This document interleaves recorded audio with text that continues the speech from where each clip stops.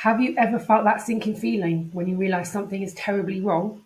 Imagine waking up one morning to find all your online accounts have been hijacked, your bank account's drained, your social media profile's compromised, and all your personal information is out there on the internet in the hands of a hacker. Well, this terrifying nightmare became my reality. Around 10 days ago, this exact thing happened to me, and I want to share my really real and raw story with you so you guys can avoid the same fate. I woke up 2 Saturdays ago to discover that I had been hacked. My bank account has been taken advantage of, my social media business account was taken over, and my Etsy store, and all my personal information was stolen. I mean, it was literally a nightmare come true. I am so super careful about what I download, what I share, where I put my information. I've got two-factor authentication on everything. And you know what? This can happen to anyone. And I just really wanted to share this story with you about what happened, how I got back and how I could protect you guys from the same fate. So I was just going about my business. I was on a Saturday morning as a mum to four, doing my cleaning and stuff, and I started getting all these notifications on my phone. It was about fraud alert and declined payments through my business bank account. So when I looked, I was like, what are all these? What are all these payments? Saw that it was Facebook. So I quickly, literally dropped everything. I ran to my computer. I tried to log onto my account, Business Manager. I was locked out. It was like this grey screen, and it was asking me for a code. Now, I don't have a code or an authenticator app, so I was trying, can you try another way? Try SMS, wasn't working. So I didn't really know what to do. Luckily, I still had my Facebook personal profile was still up. So I was able to get access to Facebook through my business suite. So I still had access to my business suite. And on there, I was able to get onto Facebook chat really quickly. Within 5 minutes, they were back to me. They were actually really helpful. They helped me lock down my accounts, identify what was going on, try to, raise a ticket to take the users out of my account. They also, was really trying to help me secure my business manager. And when I was on my business manager, it kept asking me for a code. And they were like, do you not have an authenticator app? I was like, no, I don't. They were saying, okay, so they thought that somebody had installed an authenticator app using my two-factor authentication. Alarm bells ringing. I've got my phone. Am I hacked on my phone? Is there a virus? I've got McAfee and I've got Windows Defender. So I've got both. I've got two sets of antivirus on my phone and my mobile. Nothing was coming up. So I called my mobile provider. They basically advised me to change my telephone number. What had transpired is what they think is my SIM had actually been hijacked as well.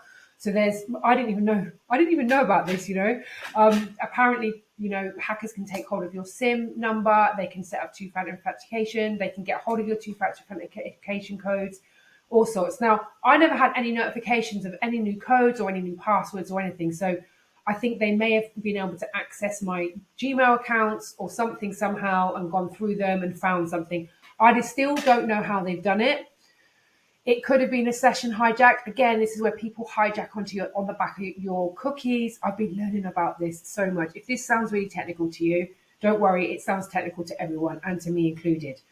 So they had access to that. Again, I was trying to scramble around what was going on.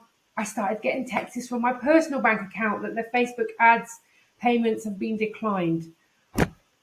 So I've had to order new cards. I've had to change all my passwords. I've had to change my telephone number. I have literally had to cleanse everything, and it's taken hours and hours and hours of time. Now, the worst thing that's happened, I really want to tell you guys, is my Etsy store was taken over. Honestly, this was everything else. I was ready to completely burn all my accounts. I'm happy to set up my social media again. I know how to build an audience. I've got an email list. But my Etsy store, that is just, that is one of my money makers. It's my thing that I'm growing and my building. It's my passion project. It's everything that I care about. I'm getting teary now. And I could log in to my Etsy store. So what actually happened when I logged in, I saw these weird notifications. Again, I wasn't getting any notifications about my Etsy store. They were sending spam messages through my Etsy account. So they changed my personal Etsy account profile picture, and they were sending spam messages, and there were just tens and tens and tens and tens of them. And I was getting replies like, this message is weird, and who is this, and okay, and things like that. Literally within 5-10 minutes, my Etsy store was shut down. It was just, it was suspended. It was horrible. And I couldn't log in because of the two-factor, because my phone number had already been changed. Thankfully, Etsy got in contact with me via my email, my business email. I was able to sort it out with them. So all in all, it took about 4 days to get my Etsy store restored. I was still receiving sales in that time, but I wasn't able to access it. They took off the two-factor authentication with me so I could reset it up. They've done everything possible. So Facebook, I would say, took about 2-3 days to give me access back to my business manager. I found the user in the back end. They'd got in through an API. Again, I think that may have come from my website. I was able to speak to my service providers who are No Hassle website. They've restored my website. They've blocked IP addresses. They've kind of done everything that I needed to do. But it's only today. We're on the 3rd. This happened on the 25th, I think it was. So we're kind of over around 10 days time where I'm kind of back up to normal-ish. It's been a really, really difficult experience. Facebook have locked my profile down so much that I can only use it on one device, which I just really want to emphasize the fact is I have been so safe, or I thought I was safe, in how I conduct myself online. There must have been a time where I logged into something, downloaded a software, maybe one of my children were playing them silly games on my laptop, I told them not to. It could have been any number of things. The steps that I've taken to kind of secure everything is I have a telephone number now, which is a separate number from my own number that I'm only going to use for two-factor authentication.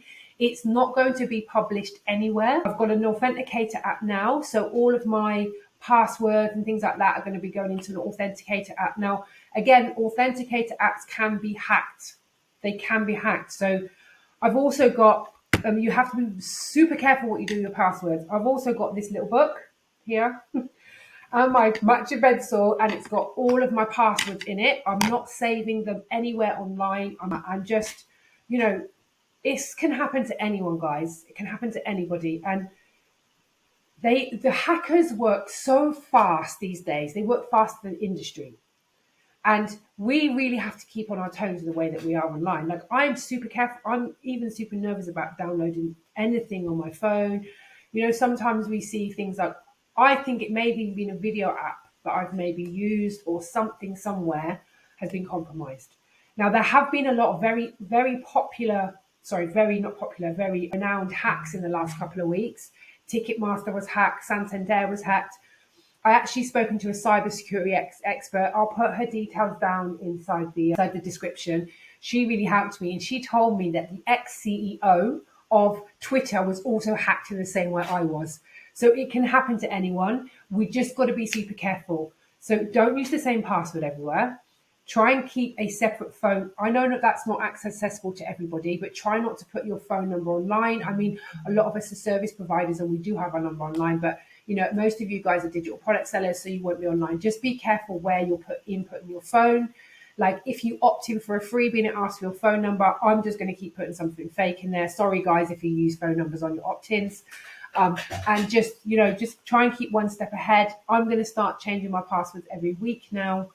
And just try and keep on top of it. Make sure you've got alerts set up with your bank, and don't be scared. Like, don't be scared to be online. Like, I'm still on edge right now. I didn't even want to log into my YouTube account because it's on one of my previous emails, but I've got all of my stuff there and it's linked to that Google account. So I've changed my passwords and I've got PIN numbers and all that kind of stuff now. So hopefully it should be okay.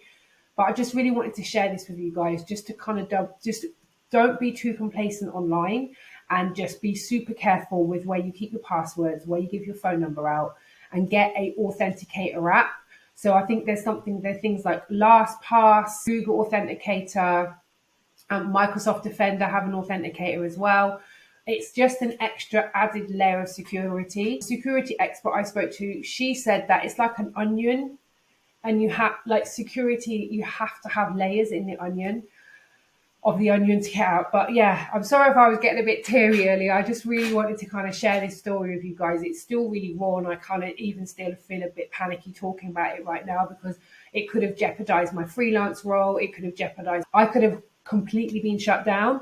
I think the reason why I wasn't is because all of the extra safeguards I have put into place, like, the Defender and the McAfee and having extra passwords and verifying myself in certain places did help me.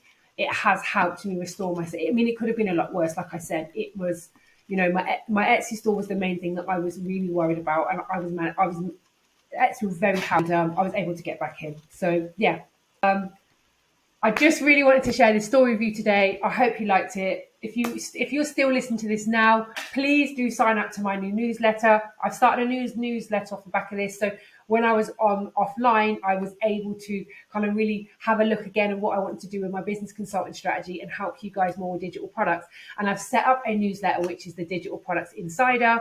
And the Digital Products Insider is a weekly newsletter with freebies and stuff to help you with all of the latest trends and news in digital products so you can stay ahead of the curve. But yeah, thanks a lot for watching today, and I will speak to you later. Bye.